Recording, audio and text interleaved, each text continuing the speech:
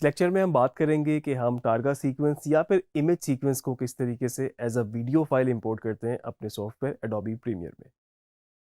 शायद आपके जहन में ये सवाल ज़रूर आए कि ऐसा हम करते क्यों हैं, क्योंकि इमेज सीक्वेंस की हमें क्या ज़रूरत पेश आती है एज अ वीडियोस को बनाने की।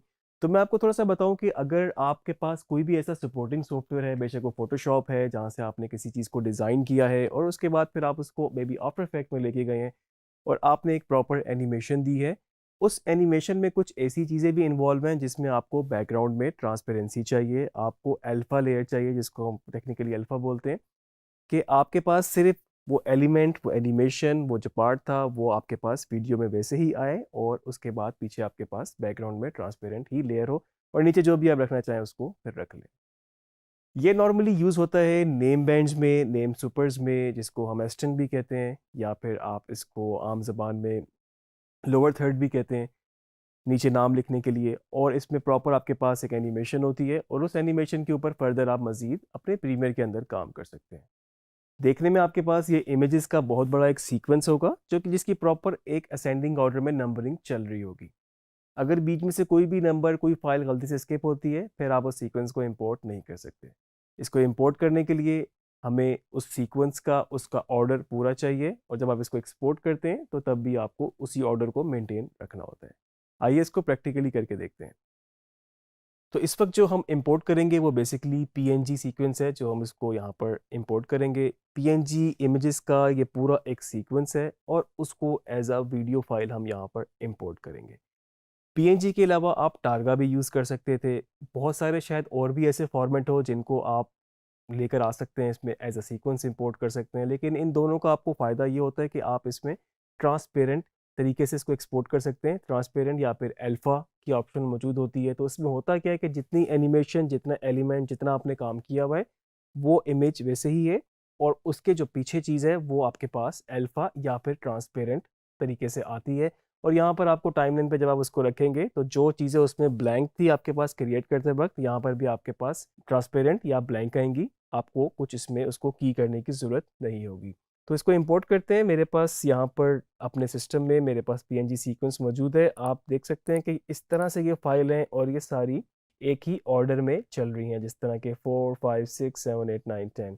इनका जब आप एक्सपोर्ट करते हैं तो ये ऑर्डर खुद ही डिसाइड करता है। जो फाइल नेम आप देंगे आगे से फिर उसकी नंबरिंग वो खुद ही ऑर्डर डिसाइड करेगा। आपको अगर इसमें गलती से कोई फाइल रीनेम, कोई मूव हो जाए तो फिर आपके लिए मुश्किल हो सकती है, फिर वो इस इमेज सीक्वेंस को एज अ वीडियो इंपोर्ट नहीं करेगा। तो अभी आप देखें आपके पास यहाँ पर राइट पे प्रीव्यू भी आ रहा है। इस वक्त ये प्रॉपर एक एनिमेशन है जिसमें स्टेप बाय स्टेप ये इमेजेस मैं चेंज कर रहा हूँ। आप देख सकते हैं कि आपके पास एक लोअर थर्ड है, ये बेसिकली डिज़ाइन हुआ हुआ, और ये इस तरह से एनिमेशन है, frame by frame, image by image, ये इस तरह से मूव अराउंड कर रही है। इसको इंपोर्ट करने के लिए हम अपने प्रीमियर में जाते हैं, डबल क्लिक करूंगा मैं ब्लैंक स्पेस पे, या मेरे पास जो और ऑप्शंस मौजूद हैं कंट्रोल आई से या फाइल मेन्यू में इंपोर्ट से जाके, तो जहाँ पर पीएनजी सीक्वेंस में मैं गया तो मुझे इसमें कोई बहुत ज़्यादा एक्स्ट्रा कोई काम करने की ज़रूरत नहीं है। जस्ट मुझे पहले इमेज को सिलेक्ट करना है और नीचे मेरे पास यहाँ पर ऑप्शन है इमेज सीक्वेंस। क्योंकि देखें ये इस ऑर्डर में थी फाइल्स, तो उसने खुद ही ये ऑप्शन आपको यहाँ पे दे दी। आप इसको नॉर्मली अनचेक होती है, आप इसको यहाँ से चेक करेंगे और आपको जस्ट एक पहली फाइल को ही सिलेक्ट करना है और जब आप इसको यहाँ पर ओपन करेंगे तो आप देख सकते हैं इस वक्त आपका जो आइकन भी बना हुआ आया है वो एज अ वीडियो आया है। इसने एक इमेज को इंपोर्ट नहीं किया। इसको मैं यहाँ पर टाइमलाइन पे रखूँगा तो आपके पास, इसको हम पहले ब्लैंक एरिया में रखते हैं ताकि आपको अल्फ़ा ट्रांसपेरेंट का भी मैं फ़र्क बता सकूं। आप देख सकते हैं कि जिस तरह से जब ये डिज़ाइन हुआ था तो बिल्कुल आपके पास इसी तरह डिज़ाइन हुआ था और पीछे जो ट्रांसपेरेंट लेयर थी एक्सपोर्ट करते वक्त आपने उसको ट्रांसपेरेंट ही रखा और अल्फ़ा की मदद से आपके पास ये इस फॉर्म में आया है कि इस वक्त किसी क्लिप के ऊपर जब मैं इसको रखूँगा तो पीछे वाला सब कुछ जो बैकग्राउंड है वो मेरे पास ट्रांसपेरेंट ही आएगा। मैं इसमें अगर उसको चेक ना करता इमेज सीक्वेंस को, यहाँ से मैं एक सिलेक्ट करता और इसको अनचेक रहने देता, या मे बी यहाँ से कोई रैंडमली मैं यहाँ से क्लिप उठाता और इसको मैं यहाँ से इमेज सीक्वेंस के बगैर ओपन करता, तो इस वक्त आप देख सकते हैं मेरे पास जस्ट एक फाइल, एक इमेज इंपोर्ट हुआ है जो कि इस तरह से है। उसमें कोई एनिमेशन, कोई वीडियो, कोई मूवमेंट मौजूद नहीं है। इसको डिलीट करते हैं यहाँ से, और इस वक्त मेरे पास ये इस फॉर्म में आ रहा है। अब आपके पास यहाँ पर बहुत सारी ऑप्शन हैं कि लाइक आप इसको एक प्रॉपर लोअर थर्ड बनाना चाहते हैं। इस वक्त मेरे पास इसमें मार्जिन है कि मैं इसको इसके ऊपर मज़ीद कोई टेक्स्ट लिख दूँ, और इसकी प्रॉपर एक एनिमेशन है जो कि आप देख सकते हैं इस तरह से। इसको इतना लाने के बाद मैं चाहूँ तो अब मेरे पास एज अ वीडियो क्लिप की फॉर्म में है, और आप देखें ये बहुत क्विकली आउट हो रहा है। अगर मुझे यहाँ पर नाम लिखना है तो मैं यहाँ पर ऑप्शन ये कर सकता हूँ कि जहाँ पर ये पूरा एनिमेशन पूरी हुई, इसको मैंने यहाँ से कट किया और इसको मैं फ्रेम होल्ड कर सकता हूँ यहाँ से। इसको यहाँ से मैं इन पॉइंट सेलेक्ट करूँगा। अगर मेरे पास क्लिप की और मार्जिन नहीं है तो मैं रेट स्ट्रेच टूल से इसको, जो कि इसकी स्पीड पे काम करता है, इसको आप देख सकते हैं कि मैंने इसको यहाँ पे स्टिल कर दिया, होल्ड कर दिया फ्रेम होल्ड की ऑप्शन से। तो इसको यहाँ पे मैंने होल्ड किया और मैं इसकी जो एनिमेशन इन हो रही थी उसी को मैं कॉपी करके इसको यहाँ पे पेस्ट कर देता हूँ। आप देख सकते हैं कि अभी ये फ्रेम होल्ड था और ये फिर से एनिमेशन चल पड़ी। अब मेरे पास यहाँ पर ऑप्शन है कि मैं इसकी स्पीड को रिवर्स कर दूँ, और वो मैंने इसलिए किया कि जो मेरे पास एनिमेशन इन हो रही थी अब वो एनिमेशन मेरे पास आउट की शक्ल में यूज़ हो जाएगी। अब मेरे पास जो बीच में ये फ्रेम होल्ड करके जो मैंने किया था, मेरे पास अभी भी चॉइस है कि अगर इसको मैंने ड्यूरेशन बढ़ानी है, आपने इसको एनिमेट इन किया था जो कि पीएनजी सीक्वेंस था, और उसके बाद मैंने उसको कट किया फ्रेम होल्ड करके। यहाँ पर मैंने उसको फिर इसकी स्पीड स्लो की,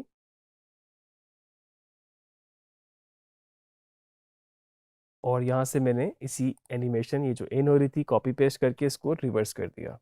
तो आपके पास प्रॉपर एक इन और आउट पॉइंट बन गया। अब आप चाहें तो अपने टेक्स्ट के थ्रू, जो कि आपके पास टूल की ऑप्शन में है या फिर आपके पास लेगेसी टाइटल की ऑप्शन में है, तो आप चाहें तो इसके ऊपर अपने लेगेसी टाइटल के थ्रू या फिर आप अपने टेक्स्ट का जो टूल है, इस वक्त हमें नज़र नहीं आ रहा, इसको हम थोड़ा सा ऊपर करेंगे तो ये टेक्स्ट टूल है मेरे पास। आप यहाँ पे चाहें तो मे बी टू लाइनर यहाँ पर आप ऐड कर सकते हैं। आपने इनका नाम, जो भी इनका नाम है, मे बी इनका नाम है जॉन, और इसको हम सेट कर दें टेक्स्ट के हिसाब से। फ़ॉन्ट वगैरह जो भी आपने रखना है, जिस तरह से भी आपने वो टेक्स्ट में चीज़ें देखी हैं, आप इसको एडजस्ट कर सकते हैं। फ़ॉन्ट साइज़ वगैरह आप इसको अलाइन कर सकते हैं। आप चाहें तो इसको फुल स्क्रीन कर लें और उसके हिसाब से फिर आप इसको इसमें सेट कर दें, और नीचे आप इसकी डेजिग्नेशन ऐड करके भी काम कर सकते हैं। मे बी मैं इसी लेयर को कॉपी करता हूँ ऊपर ऑल्ट के साथ, और इसमें मैंने डबल क्लिक किया था यहाँ पर, और यहाँ से मैं इसको टेक्स्ट को चेंज कर देता हूँ क्योंकि मैंने कॉपी पेस्ट किया। मैं यहाँ से इस पे फुल स्क्रीन चाहूँगा और यहाँ से इस लेयर को नीचे रख के, और मे बी ये हैं ग्राफिक डिज़ाइनर, इसका साइज़ हम छोटा करेंगे, थोड़ा सा इसका स्टाइल चेंज करेंगे हम। टिल्डा की दोबारा प्रेस की, तो इसको मैंने यहाँ से सिलेक्ट किया, और अगर मैं चाहूँ तो इसका फॉन्ट छोटा कर लेता हूँ, और फर्दर इसको यहाँ से मैं एडजस्ट कर लेता हूँ। ऑब्वियसली ये मैंने बड़ा क्विकली किया है, कोई जस्ट इसको वाइट में ही रखे, कोई शेडो कोई स्ट्रोक वगैरह कुछ भी ऐड नहीं किया हुआ। आप एस्थेटिकली इसको अच्छा सा डिज़ाइन कर सकते हैं। और इस तरह से मेरे पास ये जो टारगा सीक्वेंस था ये इन हुआ, और यहाँ से मैं अपने टेक्स्ट को इन कर सकता हूँ।